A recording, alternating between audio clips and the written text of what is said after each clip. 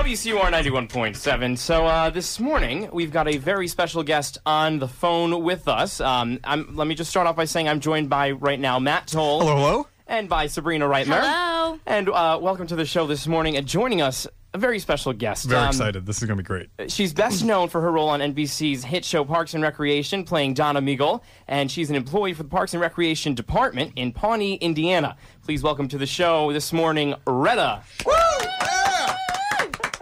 It's a pleasure. What's up? All right, what's going on? A whole lot of nada. I'm laying in my bed. Oh, very nice. That sounds nice, yeah. Well, it's early there in L.A. It's almost noon. Yeah, So it's not that early. Well, you're working very hard on your show, so I think it's okay that you're taking a break and you're taking it easy today. I have today off. Amy and Adam Scott are working today. The rest of us are chilling. Very nice. That's nice. So do you work all the time, or is it how many times a week are you on set?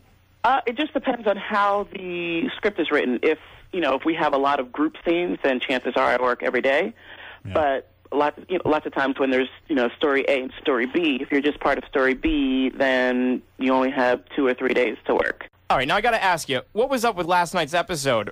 Where were you? You were barely in it. Oh, I know. You know what? I got an email from our executive producer, Mike Shore, to me. There was an email to me and one of our writers, Chelsea Peretti, who was supposed to be in the episode.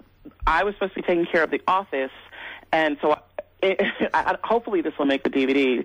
I probably shouldn't tell you what it is, but I was in the office. Yeah. Please. I was in the office by myself, and because of 30 Rock coming back, and I think they extended their episode, we had to shorten hours. Oh, no. Cut my storyline. Because we did. It was a very funny episode last night, but we did miss you. And, well, I'm glad you missed me. And, I loved your tweet that you put out last night, too, which was saying, where am I, or something along the lines of that. So many people had tweeted at me like, where were you? We didn't see you.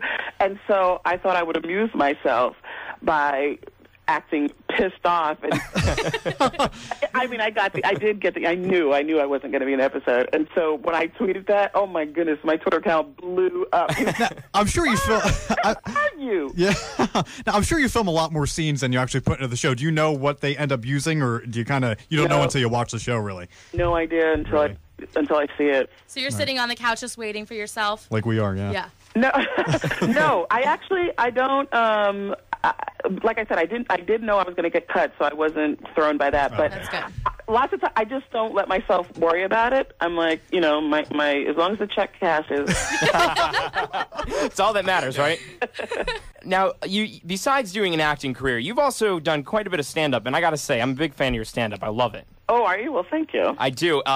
The McDonald's bit that you did about the McDonald's worker with attitude, I thought was absolutely hilarious. Well, thank you. And Genius. You are a genius. It seems the reason I think I like it so much is because it's so relatable. It's everyday. I feel like I'm just walking next to you. We're walking down the street, and you're telling a story about what happened earlier that day. It's very relatable. Yeah, I consider myself a storyteller when it comes to my stand-up, and I enjoy storytellers. I love people who can weave a fantastic story, and you don't know where it's going. I don't know why I started stand-up like that, but I always felt that I had to have a beginning, middle, and end to my bits, my jokes. So I tell stories that have happened or that have happened to other people.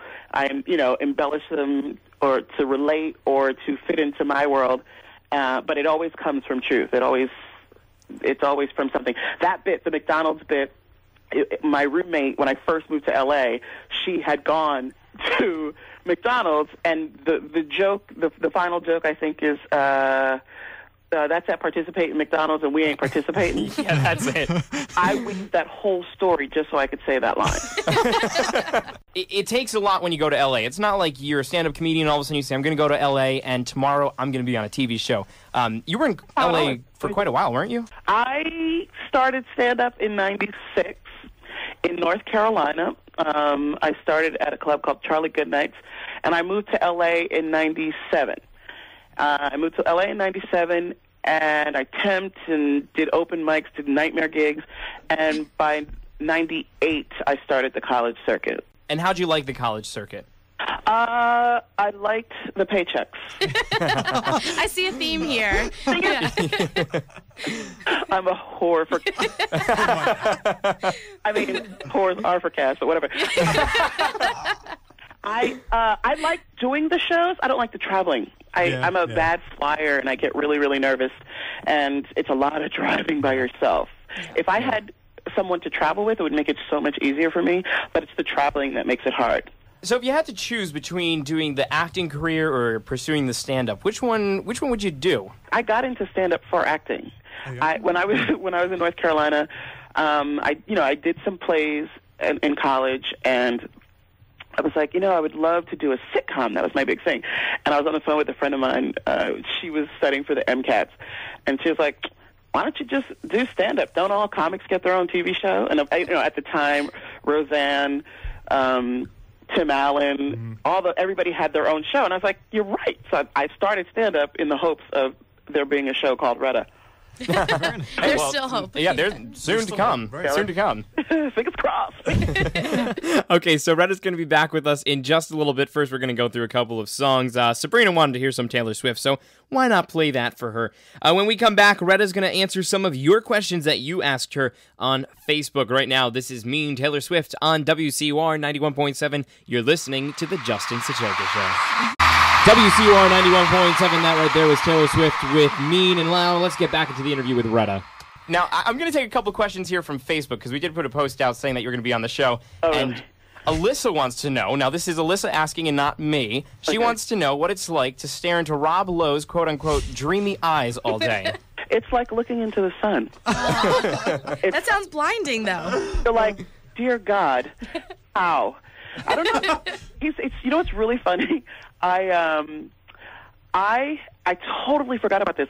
I have a drawing. I used to sketch when I was in high school, and I have a drawing in my high school bedroom of Rob Lowe. Wow. And I was supposed to do that show, the Mortified Sessions. A friend of mine produces the show, and he was like, would you like to do an episode? And I was like, sure. So he said, you need to get your stuff from your parents, and my parents FedEx the stuff, and I was like, oh, Mom, send the picture of Rob Lowe. How weird is that? That's perfect. That is weird. I used to drool over him back in the day. All right, so back to another Facebook question here. Caroline, who says hello, she says she's a big fan, would like to know if you like Fruit Loops or Lucky Charms better. Fruit Loops. Fruit Loops, Oh, that was a quick answer. Yeah, that was really fast. quick. Lucky Charms, I feel like, I don't like don't they have like that marshmallow? Yeah. That's Yeah, they the do. best part. See, that's my favorite part, too. Yeah. Oh, see, I don't like it, and it cuts the roof of my mouth. Oh, All right. Well, I mean, I wouldn't like Lucky Charms for that either. All right, then. All right, so something big that happened this season was Treat Yourself. Treat yourself. Can you explain that to us a little bit? I loved that episode. So did I. It was written by Alan M. Yang, and I don't know. Alan and Aziz are really close. So Alan he knows all of Aziz's sensibilities. Uh-huh. And even just reading the script, I was like, oh my God, I feel like Aziz wrote this. I don't know. It was in the script, and we did it, and it was a lot of fun. It was a hard day because we were in that mall for hours. Really? Yeah, I have bad knees and bad back. I had to climb steps and stuff like that. There was a lot of walking around in the mall to the point where I was in one of those old people carts moving from Wow. I don't walk anymore. But I don't know. It's one of those things. I often tell people it's my dynamite because people say it to me constantly. Yeah, for sure. As soon as most people don't even recognize me because my hair isn't the same as Donna's. Oh, okay. That's actually something I picked up on, because when I saw pictures of you, I was like, wait, that's not the same person. And then I realized that it's your hair was different. Yeah, Donna rocks a bob wig. Mm-hmm. What do you do to treat yourself? Have you since that episode aired, have you ever been in the mall and being like, I don't want to buy this. You know what? I'm going to treat myself. No, I've been treating myself. For years. All right. Well, thank you so much, Retta, for joining us today. Of course, you can catch Parks and Recreation every Thursday night on NBC at 8:30 p.m. Once again, everybody, Retta. All right. Thank you, Retta.